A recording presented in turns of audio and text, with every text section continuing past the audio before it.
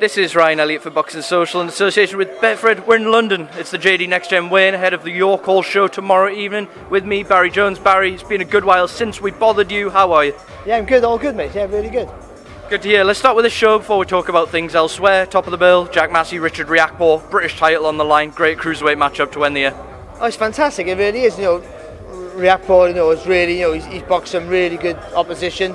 And some guys who've gone on, maybe win titles after he's beat them. So he's really flying at the minute. Jack Massey's a massive step up for him, and also a massive opportunity to gate crash the ratings and get a British title, and also to move on to, hopefully, as they all want to get quickly nowadays, world honours. With Richard Riakporhe, he's someone we look at as a good talent. He's beaten a lot of guys at domestic level, but he's also been cited as one of those guys that has the talent but maybe just needs that bit more belief. Do you see that in him, and do you think a win on this stage once again to close out the year with the British title would give him that bit of belief as well? With Riakporhe, I think he's a puncher, and with a puncher, there's always a worry that he's just going to forget about technically what he can do. He has a really good jab, and he doesn't always use it as much as effectively as he should. He likes to jump in at shots, so he can be wild at times, which means he can get caught and get hurt, as we've seen in other fights. But to his credit, even when he does get hurt and does get in trouble, he gets himself out of trouble with that power. And I just think if he could be a little bit smart, a little bit tidier, I think he would be far more effective. But he has the size, and for the cruiserweight, he has that size, that range as well, and where all the power will come from. If he just keeps it nice and long, works behind that nice jab, he can make things a lot easier for himself. But I know when you're a puncher, which I wasn't, that eagerness now, that will to just want to go, make him feel that power early and get him out there as quick as you can. Sometimes you lose your head a little bit. If he can keep his temperament at all times, keep nice and calm, I think we got a guy here who could maybe push, to maybe challenge a Cody for the European title and maybe beyond. With the Cody sort of moving on to world level, which we'll talk about, do you think the winner of this fight has to be considered sort of top dog at domestic sort of level? Oh, most definitely. I think the fact that Riakporhe's already beaten Tommy McCarthy, Sam Hyde, he's already beat guys who would give him the argument for that sort of level. Then I think that the winner does say he's top dog. I think he got an argument to say he's already top dog, and it's Jack Massey's job, to show that he's not. And by the way, Massey's a good fighter.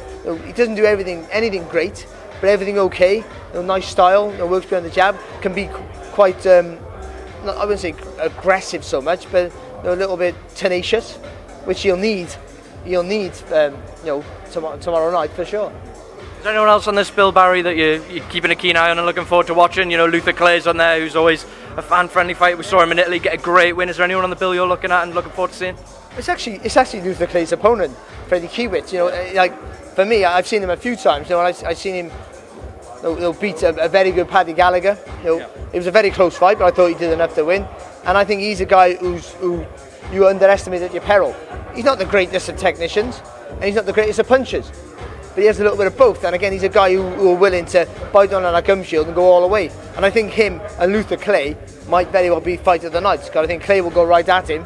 Kiewicz will actually, engage that and enjoy that and want to have a little bit of a tear, but still, for me, maybe might have the better footwork just to keep him out of distance and maybe try and catch Clay coming forward. So I think that, for me, will be the fight of the night. But of course, I think you're looking for young people, young prospects coming up, and Shannon Courtney is one. For women's boxing, they need these stars now. They're starting to they got some superstars, but they need some other people to keep pushing the sport up. And she looks an exciting talent, and she has good style, aggressive, neat and clean, as you expect an Adam Booth trained fighter to be. But they still need that. They still need more stars. They need an array of talent. The women's boxing, which they lack at the minute. She looks like she's going to be one, so to keep an eye on her development is going to be an interesting thing as well for tomorrow night. Elsewhere this week, Barry, a show you and I are both going to Saturday night. Frank Warren's show is packed full of talent. Speaking of, we've got Daniel Dubois in there, a heavy favourite, but we've got Sonny Edwards, Marcel Braithwaite for the British title, Archie Sharp back in action, good exciting bill, Liam Williams as well, and a world title eliminator. Which fight are you most looking forward to? Not because I'm Welsh.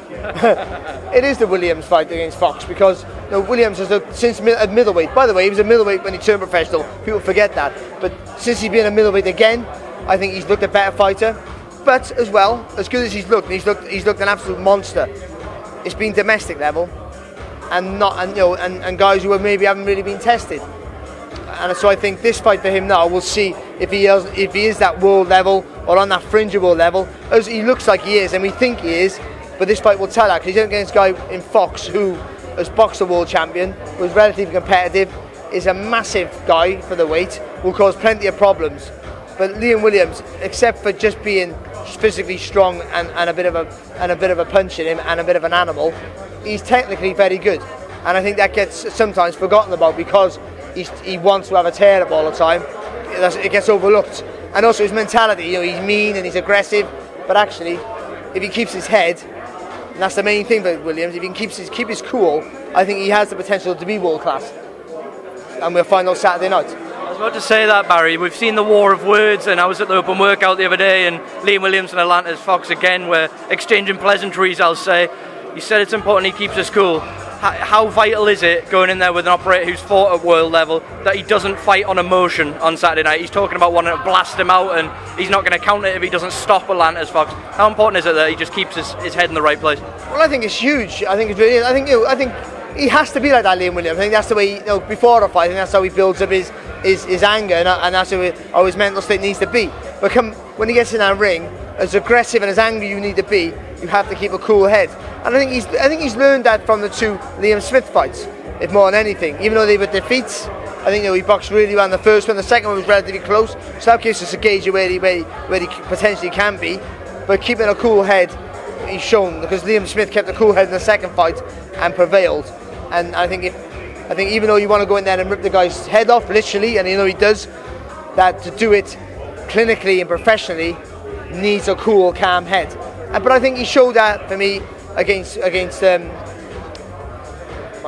mind's totally gone now.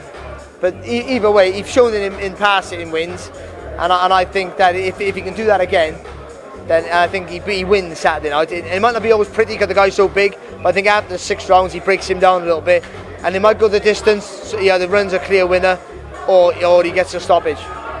Sonny Edwards, someone you regard very highly, as does a lot of British boxing, finally got a shot at the British title, his brother's old belt. In there with Marcel Braithwaite, all being well, and he is crowned British champion. How exciting a 2020 does that young man have ahead of him?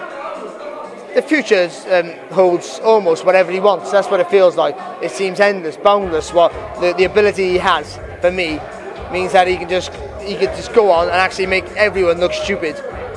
Though the way he boxes as well, with his hands down, and the opportunity he'll give you when you box that way against a real world-class operator who knows how to cut down the ring really quick, you can also be catastrophic. As we've seen time and time again, these guys who there's been some great fighters over the years who hands down and make you miss and stand you on your head, make you look silly, and then when they get that world level, they can make you look silly, and then they get caught. You can't make one mistake. Sonny looks to me a world-class talent and a world champion in the making. I think Marcus Braithwaite, it's an opportunity of a lifetime for him.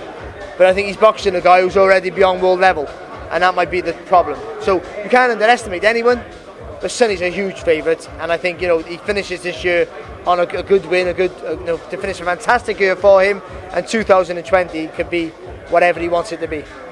A couple of things I wanted to get your thoughts on, Barry. Let's go over the heavyweights. We saw Anthony Joshua sort of in his media day at Sky yesterday saying he'd love to spar with Tyson Fury, he'd love to help him out in the lead up to the Deontay Wilder rematch. Tyson Fury then went out on his Instagram and responded saying, let's do it, come over, let's spar together. What did you make of all that? Turned a lot of heads. It's a lovely gesture, but I think I can't never see it happening, to be honest, because why would either one at this stage of their careers want to give anyone any insight of how they are at the moment? If anything, Tyson loses more than... Well, actually, no. I would say Tyson loses more than Joshua, because what you get with Joshua. And then saying his last performance, it was totally different Joshua, so who knows? But it'll never happen. It was a nice gesture. I think what he's saying is, good luck. I want you to win. I think he's just trying to be good luck. I don't care. I don't think Joshua cares who wins. And they've been saying he don't want to fight. He doesn't want to fight Deontay Wilder because he could knock him out. Well, of course he could be knocked out. But he could be humiliated by Fury potentially, or he could knock them both out or beat them both on points. I know who my favourite. I think it was the favourite. It was the best out of the lot in my book. But you could make a case for either one. To be honest, either one of the three.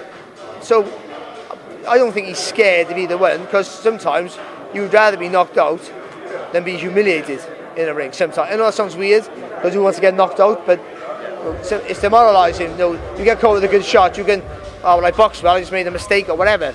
But when some guy stands you on your head, you just go, what can I do about that? And that does break your soul. So I think he'd like to see. He wants the guy who can give him the most money. I know Joshua is still the guy who holds, maybe is the biggest drawer at the minute. But Fury sort of almost leveled the playing field, obviously, with that, the way that when he's come back from, and that, obviously that great win against draw, which should have been a win against Deontay Wilder, and what's happened since. So I think he's close to him, but I still think Joshua to me is still the darling of heavyweight boxing. Stay with Tyson Fury. Obviously, Ben Davison announced that he parted ways with Tyson. That working relationship has came to an end. You'll now be working with Sugar Hill Stewart. What did you make of that, Barry? These changes aren't made lightly at the top level. It's just one of the things in the game. They're saying it's amicable, which is great, and I hope it is, because I think Ben Davison has shown that he's a good trainer in his own right. So he'll be okay. He'll find someone else. The fighters will come to him, and I think with Tyson Fury, he's still a good fighter, and he'll get a trainer. The fighter makes the trainer. That's the truth. So he won't lose anything not having Ben there. He might miss the relationship they have and the friendliness and how close they are, but I think for tactically he'll be fine, and Ben will be fine because he'll move on. He's a good trainer, and he'll make inroads and strides, and I think he will train and maybe produce a world champion of his own. Barry, I'm going to leave you with one final question because we're here for the win, and I'm pretty sure it's just about to get going. I'm going to let you have a think about this one. 2019 coming to a close. We've had some great fights. Going into 2020, if you could give me a little wish list of the fights you'd love to see, if you gave me maybe 3 fights in 2020 that you'd love to see, if you could narrow it down for me. Lomachenko, Mikey Garcia. If Mikey Garcia will go down the lightweight, I think that would be one. I think for me, Fury, Joshua would certainly be another one.